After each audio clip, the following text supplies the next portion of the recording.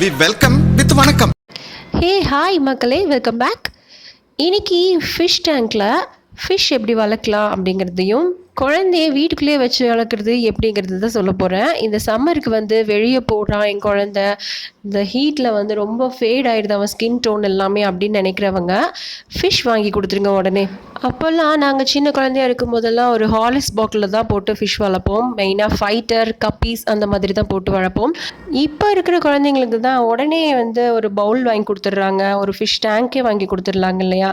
அந்த மாதிரி வாங்கி கொடுக்குறத எப்படி மெயின்டைன் பண்ண போகிறது அப்படிங்கிறது தான் இந்த வீடியோவில் நான் சொல்ல போகிறேன். 2K கிட்ஸ்க்கு வந்து இது ரொம்ப யூஸ்ஃபுல்லாக இருக்கும்.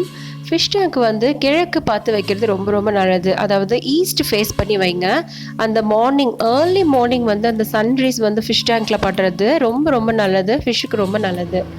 நீங்கள் பவுலில் வளர்க்குறீங்க அப்படின்னா ஒரு ஃபைட்டர் வாங்கி வச்சுக்கோங்க, இல்லைனா வந்து ஒரு கப்பீஸ் வாங்கி வச்சுக்கோங்க. அதுக்கு வந்து மோட்டர் தேவையில்லை, மோட்டர் செட் பண்ணவே வேண்டாம். பெரிய டேங்க்கில் போட்டு வளர்க்குறீங்க அப்படின்னா கண்டிப்பாக மோட்டர் வைக்கணும். கோல்டன் ஃபிஷ்கெல்லாம் வந்து ஒரு மோட்டர் வச்சிட்டிங்கன்னா ஒரு 3-4 இயர்ஸ் வந்து வந்துடும். நாங்களும் வந்து ஃபிஷ் டேங்க் வச்சுட்டு இருந்தோம், ஃபஸ்ட்டு வளர்த்துட்டு இருந்தோம். அதனால தான் நான் இதெல்லாம் உங்களுக்கு டிப்ஸ் சொல்கிறேன். ஃபஸ்ட்டு வந்து டேங்க்கில் ஃபிஷ் வந்து செட் ஆகிற வரைக்கும் அந்த ஃபிஷ் வந்து செத்துட்டு தான் இருக்கும். நீங்கள் வந்து ஃபிஷ்ஷு செத்துட்ருக்குன்னு சொல்லிவிட்டு நீங்கள் வந்து அதை மெயின்டைன் பண்ணாமல் விட்டுறாதீங்க. ஐயோ நம்ம ஃபிஷ் வந்து பாவம் செத்துட்டே இருக்குன்னு சொல்லிட்டு வளர்க்காமல் விடாதீங்க.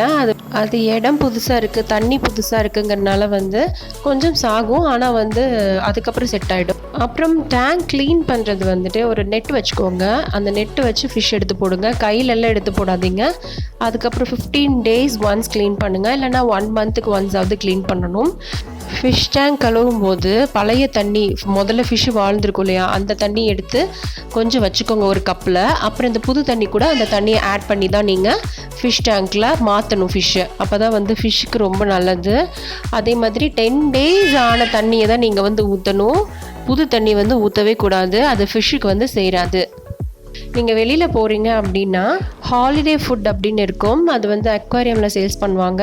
அதில் வந்து ஒரே ஒரு டேப்லெட் மட்டும் நீங்கள் போட்டுட்டு போகலாம். அது ஒரு 10 daysக்கு வரும். ஒரு 10 ஃபிஷ் இருக்குதுன்னு வச்சுக்கோங்களேன், அதுக்கு வந்து ஒரு குட்டி டேங்க்குக்கு 1 போதும். பெரிய டேங்காக இருந்துச்சுன்னா அதுக்கு தகுந்த மாதிரி 2 or 3 போட்டுட்டு போகணும். ஃபிஷ்ஷுக்கு வந்து ஃபுட்டு ரொம்ப அவசியம், அதுவும் அக்வேரியமில் கிடைக்கும், நீங்கள் வந்து வாங்கிக்கோங்க. காலையில் வந்து கொஞ்சமாக போடுங்க, அதுக்கப்புறம் ஈவினிங் ஒரு 4 o'clock அந்த மாதிரி இன்னும் கொஞ்சம் ஃபுட் போடுங்க. ஒரு நாளைக்கு வந்து 2 தடவை ஃபுட் போடணும். ஃபுட்டு வந்து அதிகமாக சாப்பிடுதுங்கிறதுக்காக நிறைய போட்டுறக்கூடாது. அது கொஞ்சம் வளர வளர உங்களுக்கே வந்து ஃபுட் எவ்வளோ அதிகப்படுத்தணும், எவ்வளோ கம்மியாக போடணும் அப்படிங்கிறது உங்களுக்கே தெரிஞ்சிடும். வளர்த்தும் போது நீங்கள் ஈஸியாக அதை கண்டுபிடிச்சிடுவீங்க. அப்புறம் டேங்க்குக்கு வந்து மோட்டருக்கு வெளியில் போகிறதுக்காக ஒரு டியூப் மாதிரி கொடுத்துருப்பாங்க. அது வந்து இந்த டேங்க்கில் மூடி இருக்கு இல்லையா, அது வழியாக வெளியில் விட்டுருங்க. ஃபுட்டு போடுறதுக்கு மேலே இந்த ஏரியாவில் வந்து நீங்கள் ஃபுட்டு போடுங்க. அதுக்கப்புறம் இன்னொரு மெயினான ரீசன் சொல்கிறேன், சன்ரைஸில் வந்து வைக்கணும்னு சொன்னது, அது வந்து காலையில் ஏர்லி மார்னிங்கில் வர சன்ரைஸில் தான் வைக்கணும். நீங்கள் வந்து ரொம்ப ஹீட்டான சன்னில் வந்து வச்சிடாதீங்க, கண்டிப்பாக ஃபிஷ் வந்து வாழாது.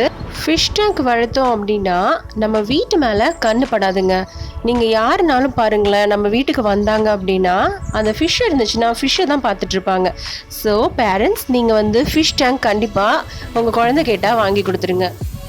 இந்த மாதிரி உங்கள் ஃபிஷ்ஷை வந்து சூப்பராக வளர்த்து இந்த சம்மரை வீட்டுக்குள்ளேயே இருந்து அப்பா அம்மாவுக்கு டென்ஷன் கொடுக்காம அழகாக பார்த்துக்கோங்க உங்கள் ஃபிஷ்ஷை. பாய் குட்டீஸ். Thank you for watching cuties. See you next time. Keep watching, keep on subscribing. Our next video will out soon.